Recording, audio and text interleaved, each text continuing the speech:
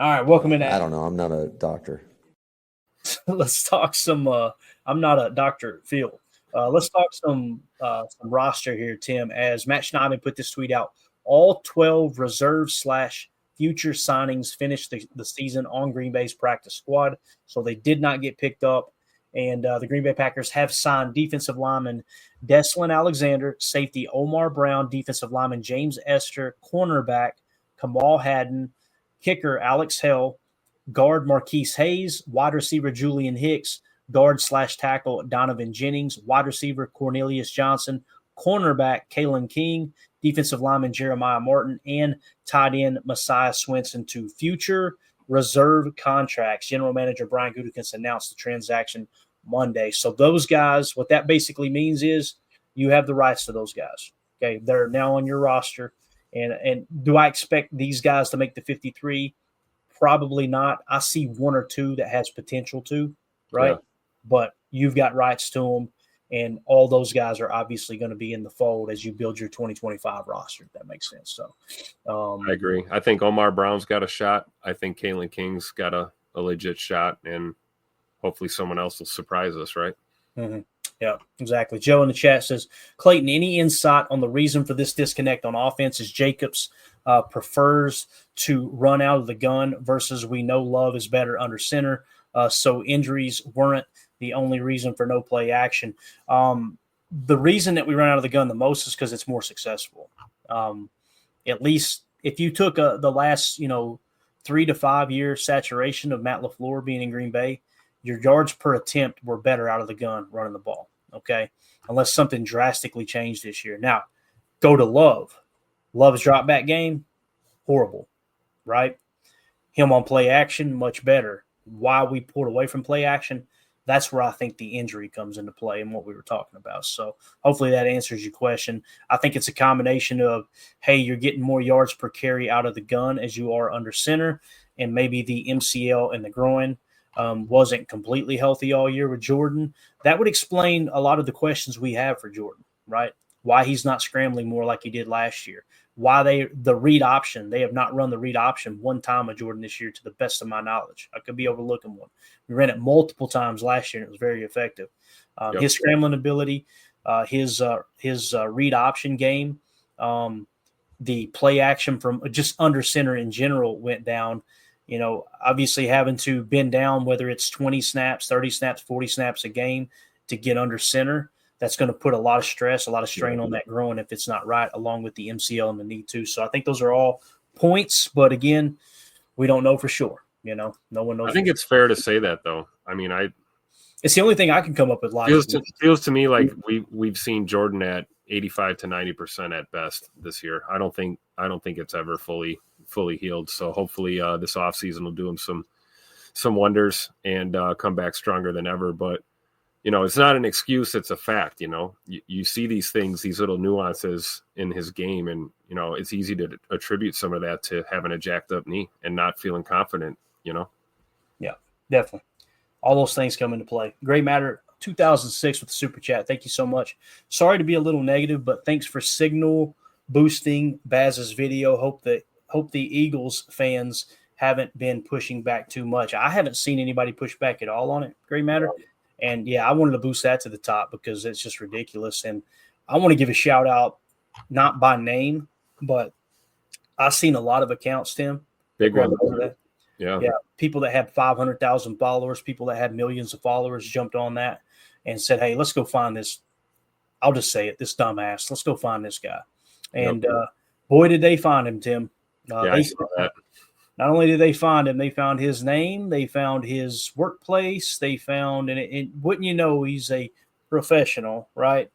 And a husband and a father too. Kind of crazy that you would talk to a woman like that. The one silver lining is I saw little to zero Eagles fans defending that dude's actions at all. So, very true. The rare props for class for an Eagles fan, right? Give them a little props for showing some class there. Take a picture now. Might be the only time you see it. Yeah, so we had a good experience with Eagles all week long. We've talked about that, and I want to always put that disclaimer out there, or that that fact out there, I should say. I got close friends that are Eagles fans. They're great people. They do have a bad reputation. And when I seen that video, it's like, man, they're going to get roasted again. And this guy deserves it. He deserves it. So The craziest part is Baz handled it like a total G absolutely. and gave this guy every opportunity to just shut the hell up and enjoy the game. And the guy doubled down and did it again. That's what was so sickening about it to me. And the video from TikTok that was put out there, I should probably play it on the show, but I don't want to risk anything here. The video on TikTok was like, yeah, it just so happens he's married. It showed a picture of him with his wife. It's like, and he has a daughter. I wonder if he'd be happy with someone talking to his daughter this way. And it's just like, yeah, it's bad luck, man. Fake tough guys. They're out there by the dozens. But, yeah, Gray Matter, appreciate you bringing that up, man. There's nothing overly negative about it, but I think it's important for us Packer fans to kind of point that stuff out. And there were several Eagles fans, quote, tweeting it too, going, get this dude out of my stadium. So yeah, because it was completely unprovoked. The guy was out of line, man. There's no reason to do it at all whatsoever. Not that there ever could be a reason to treat someone like that, whatever your excuse might be. But, yeah, it was just a low blow, and I'm glad nobody's because nowadays, Clayton, you'll get the chuckleheads out there that'll try and talk it up. So I'm glad to see a lot of people were just tearing into that guy. I love it. Yeah, we got some great news. We kind of talked about it a minute ago there. Wes Hawkowitz tweeted out, Jaden Reed said he won't need surgery on the shoulder. Quote, thank God for that. So obviously Jaden Reed, not that any kind of significant shoulder injury would you see him interfering with next year, maybe a little bit OTAs. So the fact that they avoided surgery on that shoulder is a great thing, obviously. Yeah. So we're good to go there, Tim. Thank God. Yeah. God is good. Yeah, because that was scary. That was that moment too. When Bird went down, it was like, oh man, who's next? And then of course, as soon as I asked that question, it's, Josh and, Quay's ankle and, everything starts happening. So right. We'll take the silver lining. We got some pretty good news on Josh and we got some good news on Jaden Reed there. So we'll take it. Just waiting to hear something positive about Rome. We'll see how he's doing. And here to kind of take a step back and go back to the Jordan Love talk, this was a tweet that Brandon Carwile at @BCarwile_NFL put out. I said the only logical explanation is the injuries were more of a factor than we thought, right? And I was genuinely asking fans, like, that's got to be it, right? He says Jordan Love's average play action pass attempts per game in 2023, 8.9, 2024, 7.1. How do you justify this when the run game jumps from 15th to 5th? Inexcusable from Matt LaFleur. So obviously, Brandon being pretty harsh on Matt LaFleur, as many fans are right now. To me, it just makes it. That's why I put the tweet out the way I did. Like, the only logical explanation is the injuries are more of a factor. But I also want to mention what Tauscher mentioned, and I think Brian Bulaga mentioned here recently too. You're running a lot more duo, Tim. You're running a lot of more inside. And we talked about that when we signed Jacobs. Remember, the conversation was everybody was asking, do you guys think we'll run between the tackles more now, right? Well, Matt LaFleur runs what we call a wide – and it's called many things, but I've always referred to it as a wide zone boot scheme, okay? And what you do is you run wide zone, which is essentially a CD gap type run. You can cut it back to the B, but it's a zone – run outside, use the cutback lanes, and then that's where you're getting those deep play action boots, the play action waggles, all those things. The fact that Josh Jacobs is not an outside zone stretch runner immediately is going to limit those stretch looks, right? So now the question becomes, and I know some people want to just kind of group it into, well, play action's play action. That's not true. A play action, what I call a play action set, essentially it's just a quick A-gap fake, like a 21 fake or a 22 fake, right? And you're just getting set, drop back. It's just like drop back passing, essentially, right? Mm-hmm. So maybe LaFleur doesn't see it as effective, and he would rather, okay, when we're going to pass the ball, let's be in the gun set to give Jordan a little more comfort. Maybe Jordan's not comfortable with that. Maybe it is the injuries as well. The one thing we know for sure is the average play action pass attempts per game went down.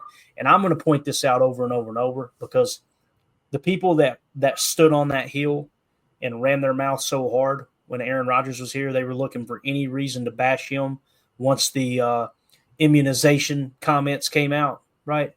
It was Aaron Rodgers doesn't want to play action. Aaron Rodgers doesn't want to do this. He doesn't want to do that. We can finally put that to bed now, unless somehow Aaron Rodgers influenced Matt LaFleur this year while he was with the Jets. I don't know. But it's just another example of, again, this is obvious that Matt LaFleur is wanting to do things a certain way. It had nothing to do with Aaron changing the plays. It had nothing to do with Aaron Rodgers refusing to run the play that's called. That stuff did not happen. So, and all those things you said could be true at the same time, right? You talk about guys being comfortable a certain way. Maybe it's on Matt. Maybe it's on Jay Money. Maybe it's on Josh Jacobs.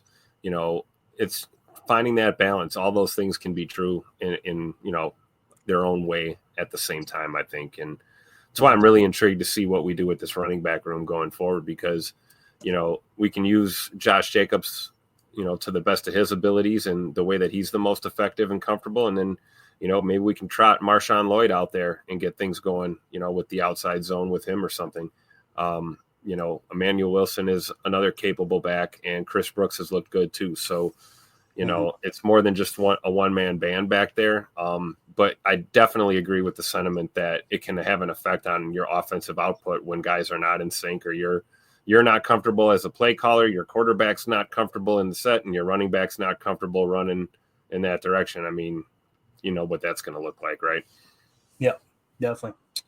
33rd team put a tweet out. Now, this is the 2024 yards per route run leaders among wide receivers against specific looks and specifically where they're lined up. They said, thinking that Puka Nacua is extremely good at football, with the thinking emoji.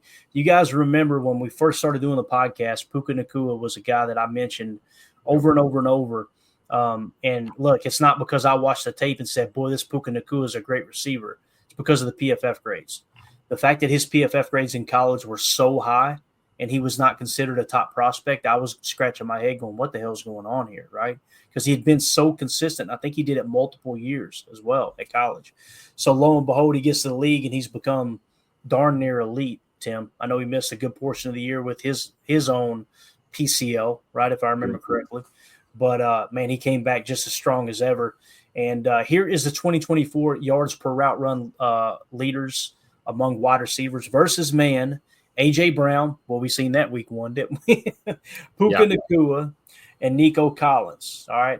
Versus zone, Puka Nacua is first. Jamar Chase is second. Third on that list is Jaden Reed, who averaged yards per route ran 2.84 yards per route ran. Jamar Chase was 2.89, and then Puka Nacua significantly higher at 3.64. So Jaden Reed, again, there's people that believe he's just all of a sudden a bad receiver. They're kidding themselves. This dude is a zone coverage killer, man, no doubt about it. Oh, yeah, for sure. Too bad we couldn't put Puka Nacua out there with Jaden Reed. Could you imagine if you had Nacua right now? J Money be looking like an MVP probably, right? It makes a difference. It really does, right? And you talk about a guy who wants it. Puka Nacua is cut from that cloth for sure, man. That guy wants to be there every snap, every down, for sure. And they're currently leading the Vikings 10-3. Puka Nacua's LA Rams are. So let's go. Let's go. What I'm talking about. So again, just want to point that out from the 33rd team. Jaden Reed, third best wide receiver versus zone coverage this year. Pretty darn cool, as our slot receiver is still obviously in place. So, man, it looks like this post might have gotten deleted. I put a tweet out from linebacker. It was actually a story from linebacker Edgerrin Cooper. Let me see if I can figure out exactly what that was about. Yeah, so whoever tweeted that out deleted that tweet. Hopefully it was real. Maybe they found out it was fake. But oh man, I don't think so. It didn't look fake to me. It looked like it was from his Instagram or something. Let me go type in Edgerrin Cooper on Twitter real quick and see if I can find it. That guy might have just got a little bit nervous about sharing Edgerrin Cooper's story, you know. Right. So let me just see if it's still up anywhere else. I'm not seeing it anywhere. You're seeing a whole lot of Michael Myers tweets though. It was a cool. I really wanted to read that story, but there's got to be a reason that gentleman deleted that post. I'm going to go to the comments and see. You think this guy showed up and was like, "Hey man, take that post down. Exactly. He could have. Yeah, I'm not seeing anything about it. If I go story, let me just type this in. I hate this for dead air. I'm sorry, you guys. I really wanted to read it to you guys if we have a reason to read it, right? Yeah, I'm not seeing it anywhere else. That's the only person that had that story. So there's got to be a reason he took it down. Anyway, it was really cool. It was just talking about thanking God for being a Packer and this and that. I put the tweet out, quote tweeted it, and put no doubt in my mind the Packers have found their linebacker they've been looking for. So not sure why the story got deleted, but I will say this. Yeah. I still believe that way. I have never seen the Packers draft or sign a middle linebacker that's had this kind of impact. Guys, Nick Barnett was good. Nick Barnett was good in the early 2000s. A.J. Hawk, one of my favorite players of all-time leading tackler for the Packers, team captain on a Super Bowl team, guys. That's something. That says something, right? Yep. Dude was, I thought, very, very underappreciated only because he was a top 5 pick. Maybe they expected him to do backflips while he was playing Mike linebacker. But nonetheless, man, Edgerrin Cooper, A.J. Hawk did not look like Edgerrin Cooper looks. He just didn't. Edgerrin Cooper's a freak, Tim. We got us one there, man. There's no doubt in my mind. We've come a long way from Blake Martinez, huh? Yes. Yeah, and who was the other guy? Who was the there was another one I got excited about for 2 seconds. Chris Barnes? Wasn't Chris Barnes. Chris Barnes I was a little bit excited about because he had some athleticism. There was another white dude. Not Christian Welch either. I'm trying to think. Ty Sumner. Oh, Ty Summers. Yeah. I got excited about him, man. I was like, man, hey, look, watching the tape at college, like, hey, this dude, we might have something here, right? Wrong. So wrong. Edgerrin Cooper's a different beast, man. There's no doubt about that. So, for sure. Yeah, I'm excited that he's going to be a Packer for a very, very long time, for sure. Let's see here. Chris N said Clayton people expected Cooper and got Hawk. Yeah, and again, if Cooper had been drafted 5th overall, I guarantee you there'd be some fans complaining about Cooper that he's not quite lived up to the number 5 talk. A.J. Hawk, again, the other thing with him, availability. Yeah. He just did everything was asked of him. I don't think that A.J. Hawk was an elite player. I think he was borderline great. He was definitely very good, borderline great. Definitely consistent. Yeah. For some fans, number 5 pick, number 4 pick, whatever. Well, I think it was number 5. They're that's just not going to be good. Nothing's going to be good enough for a pick that high. I don't think so either. You're right. So here's some GM news, Tim, as the Titans list of GM candidates that made it to the 2nd round. So the first cuts of that GM search there in Nashville. You got the Bills Director of Player Personnel, Terrence Gray. You've got Bears Assistant GM, Ian Cunningham. You've got Buccaneers Assistant GM, John Skytek. Chiefs Assistant General Manager, Mike Borgonzi. Colts Assistant GM, Ed Dodds. And then the Packers VP of Player Personnel, John Eric Sullivan. If I had to pick one there, Tim, it's probably going to be between the Chiefs, the Bills, and the Packers there. Terrence Gray, Mike Borgonzi, or John Eric Sullivan in Green Bay. So very, very interesting there that he's one of the few people that are being touted as the next NFL GM. So that's crazy. Big first opportunity for him too, if he can get it. And then, of course, an opportunity for someone else here to move up within the organization at 1265, like to promote from within here at Titletown. So hopefully Mr. Sullivan gets it, makes it to the next. What do you think? They'll probably narrow it down to two or three, and then probably do final interviews. Yeah, I would say so. I'd say that you'll probably come out of here with 2 or 3 off this list would be my guess. Why the hell you would want somebody from the Bears or the Colts is beyond me, though. I don't understand that. Maybe they're just trying to make them. They're just trying to figure out how not to do things, Got to have someone on your advisory council. Exactly. All right, so there is a little GM carousel going on in the NFL. I love this time of year where this stuff happens, man. So let's go back to the free agent list that we were talking about earlier today. As we're kind of getting into this stage now, Tim, where we're going to be talking about, all right, who are you bringing back? Whose deal's getting restructured? All those things, right? We hit on the free agents earlier today, and what I did here was I created a little graphic. Awesome. I love this, Clay. You got the PFFs on there. I love it. And the only one missing from this list is kicker Brandon McManus, okay? And he graded out an 81.6, all right? And like someone had pointed out, Caleb Jones, Tim, isn't he with the Patriots? I'm thinking he's with the Patriots. I thought they picked him up, right? Yeah. Off of our practice squad. So Spot Track may not have, or Spo Track, however you say it, they may not have updated the list yet. But nonetheless, here is your list of free agents. We talked about the unrestricted free agents earlier today. Eric Stokes, A.J. Dillon, Corey Ballantyne, Josh Myers, Eric Wilson, Andre Dillard, Tyler Davis, Zane Anderson, and T.J. Slayton, along with Isaiah McDuffie. And what I did here was I put the PFF grades, if we had a PFF grade, right next to their names, so you could kind of see, okay, what did they grade out like this year, right? And listen, if it was minimal snaps, like less than 50 snaps, I tried to put that in there if they didn't have a grade. So Eric Stokes, 61.3. A.J. Dillon, no grade because he was out for the year. Corey Ballantyne, 53.5. Josh Myers, 54.2. Eric Wilson, 64.3, right? Not too bad. Andre Dillard, only 13 snaps. Tyler Davis, no grade. Zane Anderson, over 100 snaps, 80.8 for him. He's an unrestricted free agent. TJ Slayton, this is what is mind-boggling to me about PFF too. And again, we use PFF. I like PFF. I think it's a great resource. This is why I always say it's not everything, right?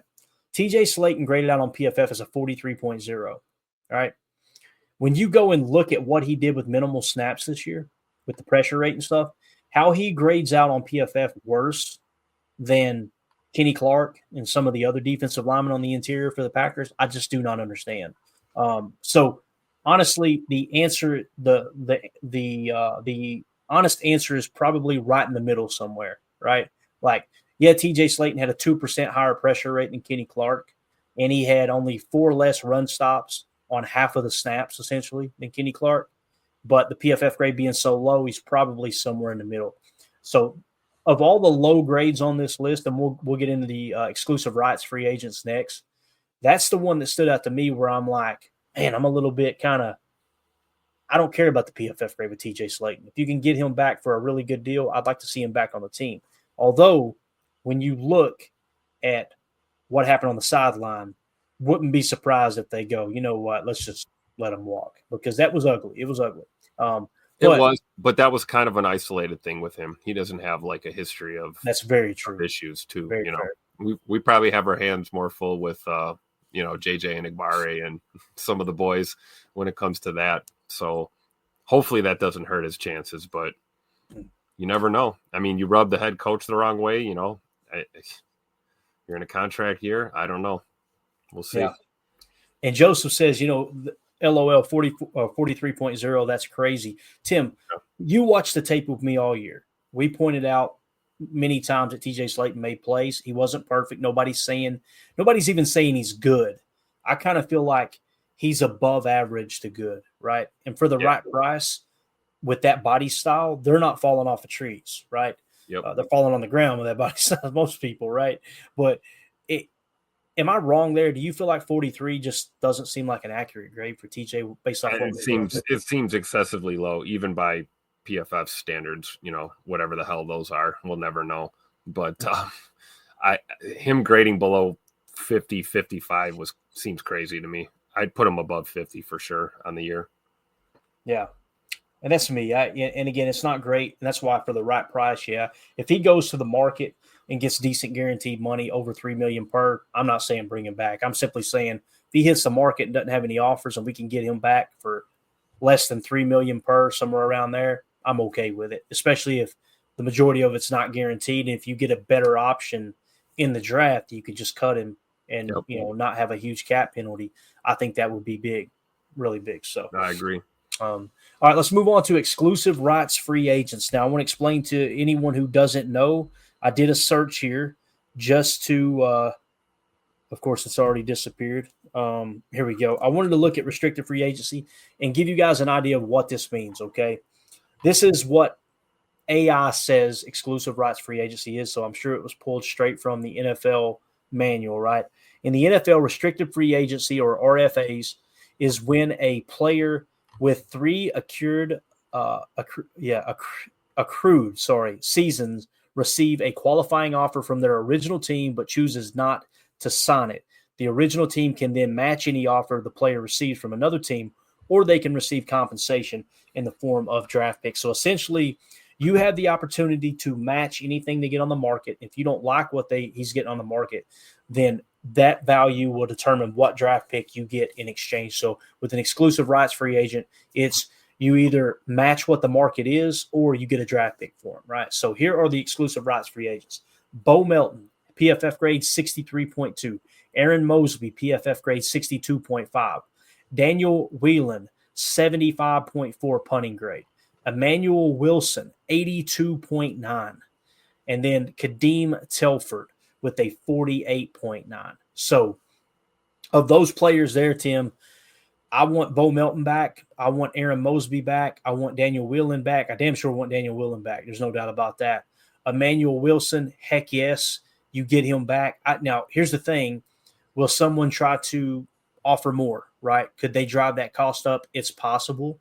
But how much is someone willing to give for a running back? We've seen the Giants trade away Saquon or let Saquon Barkley walk in free agency over $7 million this year. So I don't feel like people are going to be beating on the door to give up a draft pick for Emmanuel Wilson. You know what I'm saying? So, and Kadeem Telford, of course, 48.9. How do you feel about those, man? Talk to me. Which ones you want back here, man? I'm with you on Emmanuel Wilson for sure. I'm almost wondering if it's more about what are the Packers going to offer him, you know, and is he going to shop around a little bit? Because, you know, I don't want to necessarily think that, you know, like you said, I don't think anyone's going to throw draft picks trying to get him. But someone could, you know, exceed that offer that the Packers give him, and he could be running the ball somewhere else in theory. But I think they're going to do what it takes to keep him in the fold, especially with the uncertainty with Lloyd, you know, missing a lot of time this year. And Daniel Whelan, obviously, you got to keep the Irishman, best punter in the NFL, man. You got to keep that guy. And Kadeem Telford, I don't know what to think. I want to say we haven't seen enough of him, but we've seen him in spats and spots. But again, he's not going to be, you know, a major player here when it comes to cap hit or anything. And then, yeah, obviously, Bo, you got to keep Bo. I mean, I think at this point, the receivers that we still have that we know are healthy, we got to try and keep them on the roster as we continue to build around it. And then Aaron Mosby is another name that pops to me because I felt like he had a pretty good year this year. He flashed at times. I'm not saying, you know, anything, you know, super jumping off the tape, but I thought he looked good. And, you know, I fully anticipate that the Packers will probably try and keep him around as well. Yeah. Like I said, I want Bo Melton back. I want Aaron Mosby back. Daniel Whelan, I would, if someone does make an offer for him, right, and you have to match it, you may go ahead and have a structure in place to where if that happens, you go, you know what, Daniel, I want to give you a 3-year extension anyway. What do you think about this deal? And just knock that out. But if he doesn't get any action on the market, then you know what, just sign him back for the minimum and give it another year and then re-sign him to that extension. I want Whelan to be our punter for the next 5 years. I know that. So, Emmanuel Wilson, same type of thing. If he gets that offer on the market, like we said, yeah, you'll get some draft capital for him, but be willing to give him a decent amount of money to keep him around, man. He was that effective. Now, the problem is you got Marshawn Lloyd, and we know Goody loves his draft picks, right? Yep. I could see it being something too, Tim. I would not be surprised if Emmanuel Wilson walks. We get a 5th-round pick for him or something, and because we want to push Marshawn Lloyd out there on the field and keep him going, right? We've got Chris Brooks back. We know that. He's on a 2-year reset, so you're good there. The other one we didn't mention that was an unrestricted free agent because it was a little bit out of order because of the average annual value of the contract before. Isaiah McDuffie, 55.4. Again, with him not even 26 years old yet, I think you let him test the market. If you can get him back on a minimum, great. If not, just let him walk. That's the way I would agree with that. And probably what's going to happen, right? You know, them letting him test the market, I'm saying, you know, we don't know what the market's going to say, but I don't think the Packers are going to try to come to him early and keep him around. I think they'll let him test the waters. Yeah, for sure. So, again, that's your current free agent list from the Packers that are set to hit free agency or exclusive rights free agency, okay? Again, Caleb Jones was listed. He didn't have a grade, but I'm pretty sure he's on the Patriots practice squad, so that was probably just a mistake by Spotrac over there. So There you go with our free agents. Let's see what else we got here. I mentioned this earlier today. We'll hit on it one more time here, 10, as Adam Stenovich, Tom Pelissero tweeted out, the Bears requested an interview with Packers offensive coordinator Adam Stenovich for their head coaching job per source. It's the first interview for Stenovich, a former NFL offensive lineman who has been an asset to Matt LaFleur. The offensive lineman played much, much better when he was the offensive line coach. And I know people like to drag him because he's not the actual play caller. We had a top 10 offense this year, guys. Adam Stenovich is not a bad coach. I don't understand the people who think that. We can agree to disagree, I guess, but I don't know if you agree, Tim, but I just don't understand the hate for Adam Stenovich, man. The offense played damn good this year, and we're kind of getting in our feels about the last game or two of the year, you know? Yeah, I agree. Steno's the man. Honestly, wish him all the best. I hope to God he doesn't end up being the Bears coach, though. I mean, let's be real. You'd hate to see it, but you do want to wish him the best. And, that's a big move, man, when you've been a coordinator for so long and a position coach. This is a big deal to get, even be an interview candidate for a head coaching job. So best wishes to Steno. I don't understand the hate either. They can't make me hate him. Not going to do it. Yeah, same here, man. And again, the Rams are leading the Vikings 10-3, 7:25 left in the second quarter. There. Let's move it along here. Actually, that's all. We're all caught up on Twitter, Tim. We did good, man. We got it in. So, Nice. Yeah, awesome. We're at the 117 mark there as well. So we did good on time. I'm glad we got through all that. Again, we're setting the stage for the offseason, guys, okay? And let's do this. Let's give a quick look at the offseason schedule. I'm going to kill the camera here in a minute, or here for a second, and give you guys an idea of what we got coming up. Obviously, January – this past weekend was wild card. This weekend was wild card weekend. Mid-January is going to be the deadline for college players who are underclassmen to apply for special eligibility. That's going to be mid-January. They still had a tentative sign on that date there. January 18th through the 19th will be the divisional playoff games. January 20th is the NCAA National Championship game in Mercedes-Benz Stadium in Atlanta, Georgia, between the Ohio State Buckeyes and the Notre Dame Fighting Irish. So there's a chance that coaches from those squads could potentially get poached too. There's rumors that the Chicago Bears were interested in Marcus Freeman with Notre Dame. The fact that they leaked that out before the national championship, if I was Marcus Freeman, I'd tell them to eat a big crap burger. That's just really ridiculous that they leaked that out. They got a ball game to get ready for here. Go Irish. Exactly. January 26th, AFC and NFC championship games. Then January 30th, we got the East-West Shrine game. All right. February 1st, Tim, we got the Senior Bowl. So, guys, as soon as the championship games are over, we're already getting it. January 30th and February 1st, we're going to be reporting on college all-star games, essentially, getting ready for the draft. So we're going to be gathering draft data while we're also doing free agency evaluation and giving you guys and gals, hey, here's our list of free agents that we think are the best. And we're going to include everyone in the Patreon group, everyone here in the chat, so everyone can be a part of the conversation. It's going to be a fun month coming up in February, man. February 2nd, you get the Pro Bowl games. I'm excited about those, way more excited about those than the actual Pro Bowl they used to have. It was just turned into trash. February 9th is the Super Bowl in New Orleans.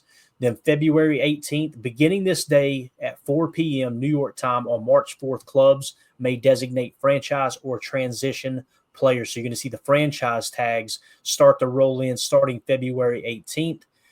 February 24th through March 3rd is your NFL scouting combine. And we'll just take it a couple steps further here to get into free agency. March 4th, prior to 4 p.m. New York time, deadline for clubs to designate the franchise tag. So as early as February 18th, all the way up till 4 o'clock Eastern time, New York time on March 4th, teams can get in their franchise tags. And then March 10th through the 12th, negotiation period during the period beginning at 12 noon New York time on March 10th and ending at 3:59 p.m. New York time on March 12th. Clubs are permitted to contact and enter into contract negotiations with the certified agents of players who will become unrestricted free agents upon the expiration of their 2024 player contracts at 4 p.m. New York time on March 12th. Essentially, Tim, what that is the tampering, non-tampering period, right? You're allowed the legal tampering period, if you will. And then it says, during the above 2-game negotiation period, a prospective UFA who is not represented by an NFLPA certified contract advisor, unrepresented player is permitted to communicate directly with new clubs' front office officials, excluding the head coaches and other members of the coaches or the club's coaching staff, regarding contract negotiations. The club is responsible for confirming the player's status as an unrepresented player. Obviously, they want agents involved, or they wouldn't even have that stupid rule in place. No prospective unrestricted free agent is permitted to execute a contract with a new club until 4 p.m. New York time on March the 12th. So again, on March 12th, the 2025 league year and free agency signing period begin at 4 p.m. New York time. So what I'm going to do is go back to the Patreon group and grab that other screen grab of the listener in our Patreon group that had kind of an easy version of that. But I just wanted to read all that off, kind of set the stage. The dates you're looking for here, gang, is January 30th and February 1st. We're going to get some college all-star action to see, all right, which of these players kind of stick out. And every year, Tim, we talk about it. Who was it last year? Quinyon Mitchell, remember? Dominated the Senior Bowl, I believe he was at. And lo and behold, he ends up being one of the higher graded cornerbacks in the league this year as a rookie. Got an interception yesterday, didn't he? Albeit it was pass interference, let's be honest, but still. Yeah. But that's so true, man. Senior Bowl is going to be awesome. And like you were saying the other night, it's really like the practices and the workouts that it's like really fun to see and, kind of get the speculation going. And then, the game is kind of just the game. But it's fun, man. It's a good time of year. It really is. I know it sucks to not be in the mix anymore, but the ball moves forward, right? Yeah, season never ends, that's for sure. Yep. I'm gonna try to get my schedule set like I did last year too, Tim, where we were live on day one of free agency. So basically, we're gonna do a morning show, and I'm gonna have my schedule cleared with those 2 days where I can be here at the house, be at the studio, and if some news breaks like last time, bang, we're going live and we're covering it immediately. So that's going to be our plan there. So hopefully everything will work out. But that was a fun time, man, watching them sign Xavier McKinney and Josh Jacobs. That was a blast. Yeah, man, for sure. So can't wait to see what happens this year, man. It's going to be awesome. And we got the rest of the calendar here that we'll walk through as the offseason goes on. Again, OTAs, rookie mini camps, all that stuff. I'm telling you, we say this every year. It feels like, man, it's a long time before football, but we're going to blink and go, holy cow, boys, it's training camp. It's going to happen. And we got the draft in between. So we're going to be dog-ass tired, though, Tim. We're going to be staggering around the house like this guy right here. That's me at 3 a.m. looking for the last piece of pizza. That's it. Wake up in the kitchen and not know how you got there. I've been there a time or 12, I promise you. All right, guys, thank you all so much for tuning in. This was a lot of fun. Hopefully – we covered some information for you guys, kind of get you a little bit better idea of, okay, here's what the free agency class looks like as far as the Packers free agents. Tomorrow, I'm going to try to put together some of the important dates on, okay, when do restructures happen so it doesn't sneak up on us. If I remember, Tim, if I remember correctly, February 24th or 25th. Don't ask me how I remember that, but I think it was February 25th was when restructures happened last year. And I want to say Gary had a little restructure. Preston Smith had a restructure. I think Kenny Clark had a little restructure. But we'll make sure that we identify the players that we think are kind of primed for a restructure of their contract, right? And then, of course, we'll start combing through the free agency tomorrow too, man, and kind of see, all right, which free agents catch our attention and might be on the Packers' radar. So anything else, Tim? No, sounds good, man. It's time to get get a new notebook ready, right? It's time to fill up another one. Let's go. I'm not sure what just happened, but the LA Rams, it's showing Jared Verse on the sideline, and the LA Rams are up 17-3, and it looked like our boy Matt Stafford was pretty distraught, and so was KOC. So something must have happened on a passing play. I don't know if it was a strip sack or a pick six or what. For whatever reason, they don't want to show the replay, but 4:35 left in the second quarter. The Rams are winning 17-3. Boys, get those Recebos ready on those Vikings fans. Let's go. Right. Love it.